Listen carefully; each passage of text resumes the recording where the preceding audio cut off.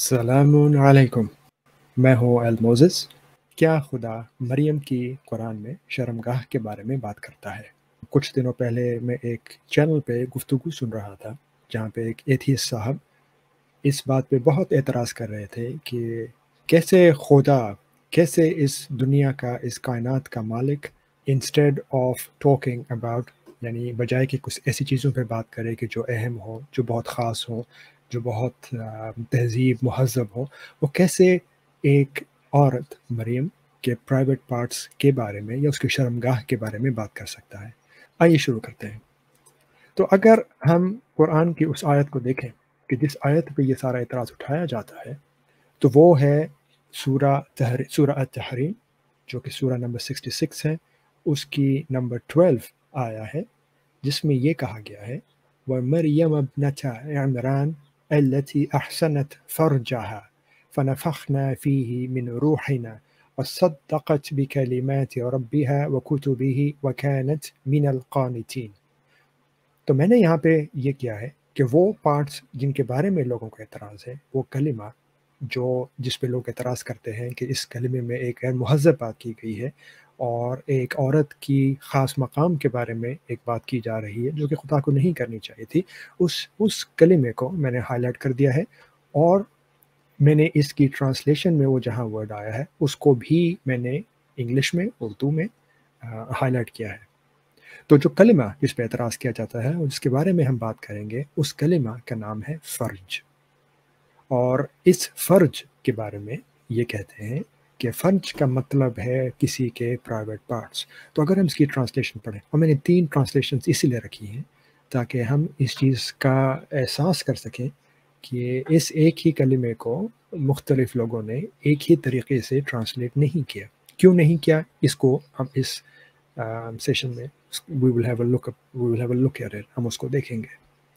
तो पहली जो मैंने ट्रांसलेशन उठाई है वो सहीह इंटरनेशनल की है और वो इसको ऐसे ट्रांसलेट करते हैं, एंड मेरी the daughter of Imran who guarded her chastity.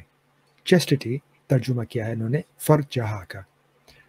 अगर हम मौदूदी साहब जो कि ऑब्वियसली पाकिस्तान के उर्दू में बहुत बड़े मुफक्किर थे, वो उसकी ऐसी ट्रांसलेशन करते हैं और इमरान की बेटी मरियम की मिसाल देता है जिसने अपनी शर्मगाह की हिफाजत की थी। तो यहाँ पे है वो कलिमा, वो वर्ड जिसके ऊपर लोग एतराज़ करते हैं। अगर हम एक और ट्रांसलेशन इंग्लिश की देखें, वो है मुस्तफ़ा ख़त्ताब की दखल कुरान, और वो उसकी ट्रांसलेशन ऐसे करते हैं, There is also the example of Mary, the daughter of Imran, who guarded her chastity, so we breathed into her womb. तो यहाँ पे उन्होंने भी फ़र्ज का मतलब चेस्टिटी किया है। तो खुलासा, समरी, वो ये है कि कुरान की लैंग्वेज, कुरान की अरबी के ऊपर एतराज़ उठाने वाले ये कहते हैं कि इस आयत में और एक और आयत जो मरियम के बारे में आई है, उसमें खुदा ये कह रहा है कि वो उनकी फ़र्ज, उनके प्राइवेट पार्ट्स में फ़नफ़ख़ना फ़ीही, उसके अंदर उसने अपनी रूह से फूँका। अगर हम इस बात को यहाँ तक भी रहने देते, जैसे कि मौदूदी साहब ने अपनी ट्रांसलेशन में किया है, तो ये कहने की बात थी कि यहाँ पे जो बात की जा रही है वो ऑब्वियसली एक लिटरल बात नहीं, कि जिस खुदा ने इंसान को बनाया, जैसे भी बनाया, उसके बारे में अलग आयात हैं। उस खुदा के लिए किसी औरत की ख़ास जगह में जाके कुछ भी करने की क्या ज़रूरत थी? लेकिन वो हमारा मौज़ू नहीं है, क्योंकि हम जो बात आज करेंगे, वो हम बात करेंगे एक मेथोडोलॉजी की बुनियाद पे, और उस मेथोडोलॉजी की बुनियाद पे हम ये जानना चाहेंगे कि कुरान के अंदर ये कलिमा यानी कि फ़र्ज किस तरह से इस्तेमाल हुआ है, क्यों इस्तेमाल हुआ है, और उसकी बुनियाद पर हमें इस कलिमे को इस आयत में और बाकी ऐसी आयत में कैसे समझना चाहिए। तो इससे पहले हम इस आयत के ऊपर और डिटेल डिस्कशन करें, मैंने चाहा कि इसी सेशन में थोड़ी-सी गुफ्तगू उस मेथोडोलॉजी के बारे में भी कर लूँ कि जिसके ज़रिए से मैं एज़ अ स्टूडेंट कुरान को समझने की कोशिश करता हूँ। तो पहली चीज़ ये कि हमें इस चीज़ को याद रखना चाहिए कि ये किताब 1400-1500 साल पुरानी है। इसके अंदर जो अरबी बोली जो लिखी गई है, उसके कलिमात आज भी मौजूद हैं, लेकिन हर लैंग्वेज में چینج آ جاتا ہے، جہاں پہ اس کے کلمات اگر پہلے کسی اور سینس میں استعمال ہوتے تھے تو وقت کے ساتھ ساتھ ان کے اندر تھوڑا بہت تغیر ایسے آ جاتا ہے کہ کسی مجتمع یا سوسائٹی کے لوگ سیم کلمہ کو کسی اور سینس میں بولنے لگ جاتے ہیں، حالانکہ وہ جانتے ہیں کہ اس کا مطلب اصل میں کچھ اور ہے، لیکن عام بول چال کی زبان میں اس کا مطلب چینج ہو جاتا ہے۔ مثال اگر آپ کو میں دوں تو میں عام طور پہ دیتا ہوں شیکسپیئر کی گے کی، اس کے لیے گے یا فے یا فیری، یہ ورڈز جو میننگ رکھتے تھے، حالانکہ ہم وہ مطلب جانتے ہیں لیکن اس کے باوجود ہم ان کو اس طریقے سے استعمال نہیں کرتے۔ تو جو میتھڈالوجی میں استعمال کرتا ہوں، اور یہ میتھڈالوجی میں سمجھتا ہوں قرآن کے لیے ہی نہیں بلکہ کسی بھی کتاب کے لیے موضوع اور بالکل مناسب ہے، وہ یہ ہے کہ سب سے پہلے جس ہم ورڈ کے بارے میں گفتگو کرنا چاہ رہے ہیں، ہم اس ورڈ کو throughout the book, throughout the Quran دیکھیں کہ اس ورڈ کو اور کہاں کہاں اسی ایک کتاب میں اس کے ایک کاتب نے استعمال کیا ہے، اور یہ بہت اہم چیز ہے۔ اور یہ چیز میں کہتا ہوں کہ جس کسی نے شاعری پڑھی ہے، وہ اگر اقبال کی شاعری میں جام کا مطلب ایک اخذ کرتا ہے تو اسی اقبال کے جام کو وہ اگر غالب کے جام پہ استعمال کرے گا تو اس کا مطلب بالکل ایگزیکٹلی نہیں فٹ ہوتا، کیونکہ ورڈ ایک ہی ہے لیکن دونوں کا اس کو یوز کرنے کا انداز مختلف ہے۔ تو سب سے پہلی بات، پہلا اصول، اس ایک ورڈ کو اسی ایک کتاب کے اندر اس کے کاتب نے کیسے استعمال کیا ہے۔ دوسری بات کہ اس آیت میں یہ کلمہ جس کو ہم دیکھ رہے ہیں، جس کی بات کر رہے ہیں، اس کلمے کو کون کہہ رہا ہے اور وہ کس طریقے سے کہہ رہا ہے، اس کی کیا لوکیوشن، جو انگلش میں ہم کہتے ہیں۔ مطلب یہ ہوا کہ اگر ہم ایک کتاب میں بھی پڑھتے ہیں، اگر ہم ناول پڑھتے ہیں، اگر ہم کوئی بھی کتاب پڑھتے ہیں جس میں ہم ایک کیریکٹر کے بارے میں ہم بار بار اس کے ڈائلاگس کو سن رہے ہیں، تو وہ جبھی بھی آتا ہے ایک خاص طریقے سے بات کرتا ہے، تو اس کے بات کرنے کے انداز میں فرق ہوگا کمپیئرڈ ٹو، مقابلے میں کسی اور شخص کے بولنے کے انداز میں۔ تو اگر ہم نے قرآن کی آیتوں کا مجموعہ بنایا جس میں یہ کلمہ ہر جگہ استعمال ہوا ہے، تو اس کے بعد ہمیں یہ دیکھنا چاہیے کہ یہ کلمہ کہنے والا یا کہنے والی ذات کون ہے۔ جب ہم نے یہ کر لیا تو پھر ہمیں یہ دیکھنا چاہیے کہ اس کلمے کے آگے پیچھے پریپوزیشنز یا حروف یا ایسے جو ہیلپنگ ورڈز ہوتے ہیں، جیسے کہ انگلش میں ہم کہیں to, on, from, in, on, upon, یہ کون کون سے کلمات استعمال ہوئے ہیں۔ کیوں؟ کیونکہ ان کلمات کو استعمال کرنے سے اس چیز کا یعنی اٹ بیئرز ویٹ، اس سے اس کلمے کا مطلب چینج ہو سکتا ہے، اس کا مطلب میں ایک تغیر آ جاتا ہے۔ مثال کے طور پہ اگر ہم انگلش میں بات کریں کہ I came to a lady یا I came upon somebody اور he came، تو چند کلمات کے استعمال سے، حروف، پریپوزیشن سے کلمہ ورڈ کا مطلب چینج ہو سکتا ہے، تو ہمیں اس چیز کو خیال رکھنا چاہیے۔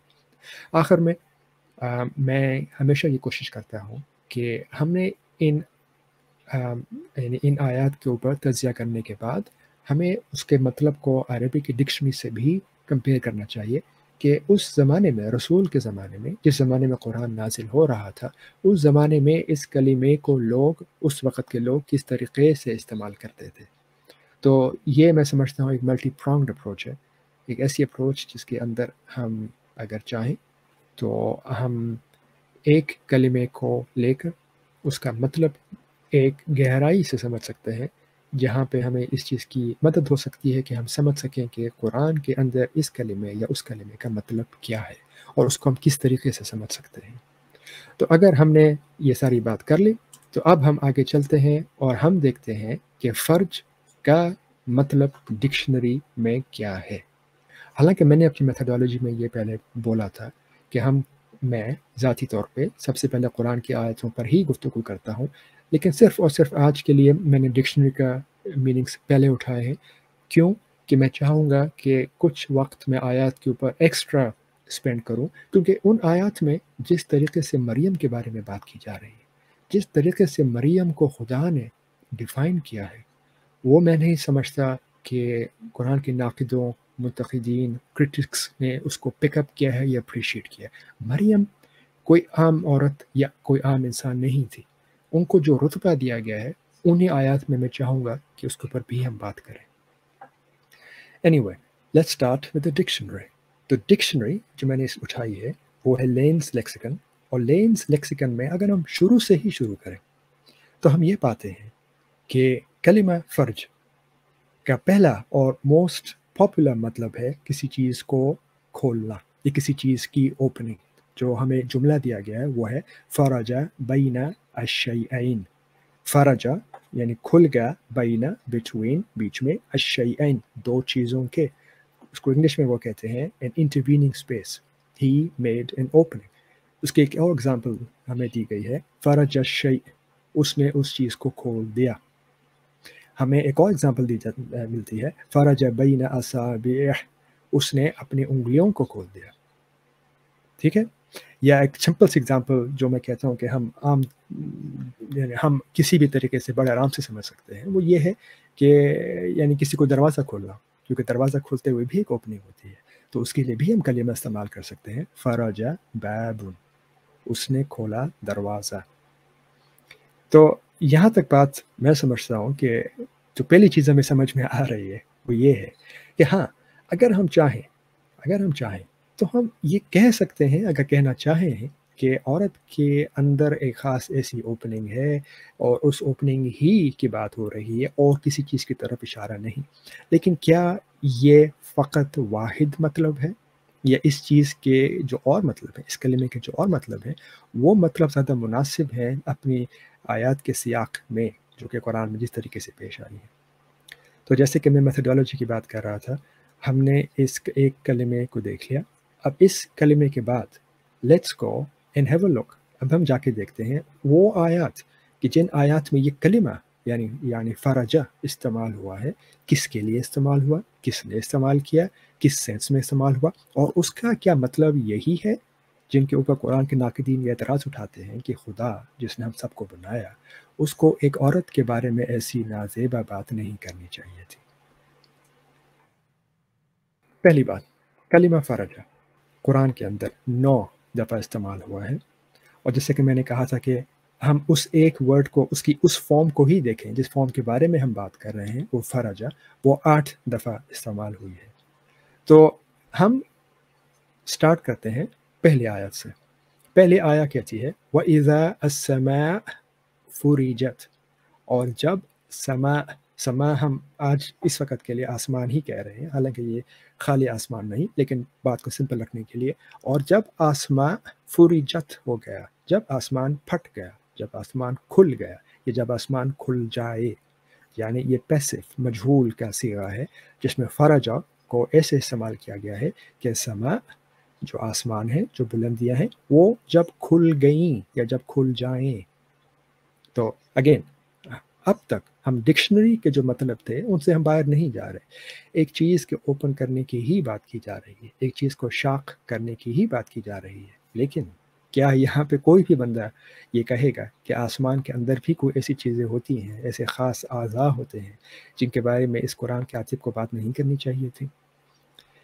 دوسری آیت میں قرآن کا کاتب کہتا ہے افلم ينظروا الى السماء، کیا نہیں وہ دیکھتے سما کی طرف، فوقہم ان کے اوپر، کیف بیناها کیسے ہم نے بنایا، وزیناها اور ہم نے اس کو سجایا، وما لها من فروج اور نہیں ہے اس میں کوئی بھی فروج.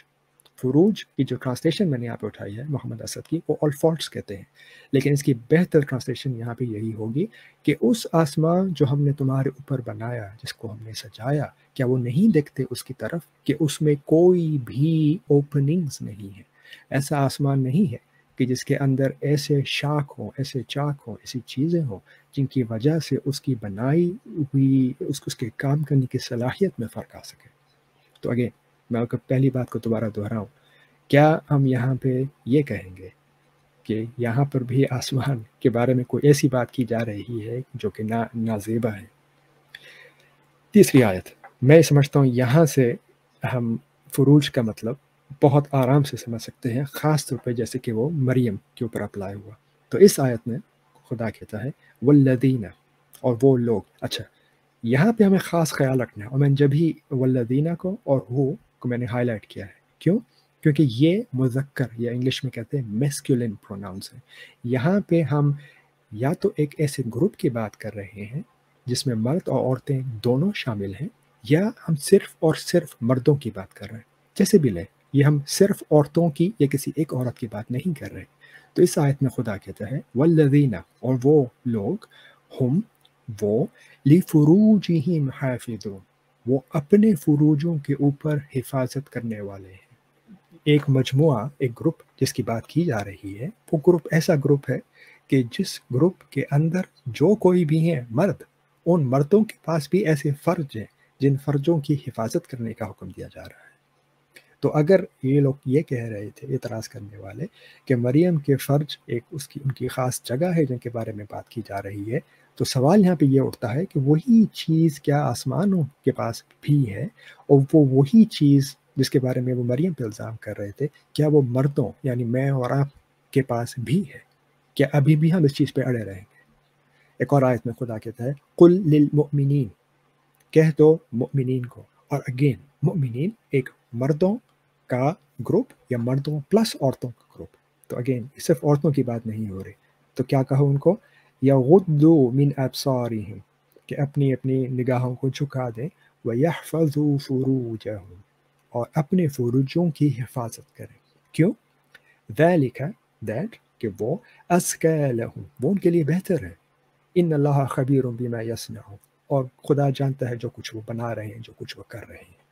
अगेन सेम बात, मोमिनो एक ग्रुप जिसमें औरतें हैं, जिसमें मर्द हैं, उन सबको ये कहा जा रहा है कि अपने अपने फुरूजों की हिफाजत करो।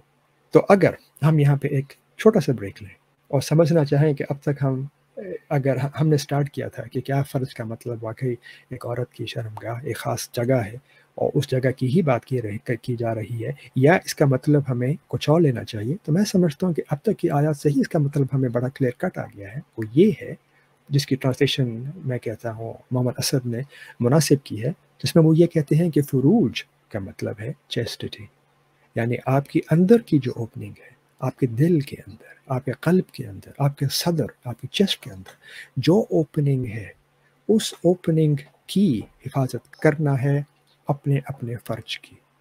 यानी जो कोई भी अपने अपने फ़र्ज, अपनी अपनी ओपनिंग्स की हिफाजत कर रहा है, वो लोग खुदा की नज़र में अगर इंसान हैं तो वो कामयाब हैं, वो अच्छे हैं। और अगर किसी गैर जानदार चीज़ के बारे में बात हो रही है, तो उसका लिटरल मीनिंग अगर हम लेना चाहें तो यही कहेंगे कि उस चीज़ के अंदर कोई ऐसी ख़ामी नहीं है कि जिसको आमतौर पे लोग ये कहेंगे कि देखो ये तो खुली हुई एक बीमारी है, खुली हुई एक ख़ामी है। तो अब यहाँ से हम उन 2 आयतों के ऊपर नज़र डालेंगे कि जिनके बारे में मरियम का ज़िक्र हो रहा है। इसमें से एक वही आयत है जिसके ऊपर मैंने जैसे पहले कहा था लोग एतराज़ करते हैं, और इन्हीं आयतों में कुछ ऐसी बातें मरियम के बारे में की गई है जिनके बारे में मैं बात करना चाहूँगा, ताकि लोग इस चीज़ का एहसास कर सकें कि औरत, एक ख़ातून को कुरान इस किताब में क्या मकाम देता है, क्या इज़्ज़त देता है, जो कि बहुत से मर्दों को नहीं मिली, वो इस एक माँ को मिली है।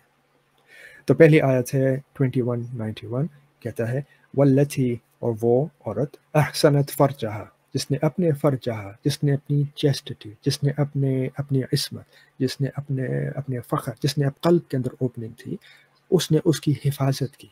फ़नफ़ख़ना फ़ीहा मिन रूहिना, तब हमने उस ओपनिंग में अपनी रूह, अपनी इंस्ट्रक्शन से उसको ब्रीथ किया।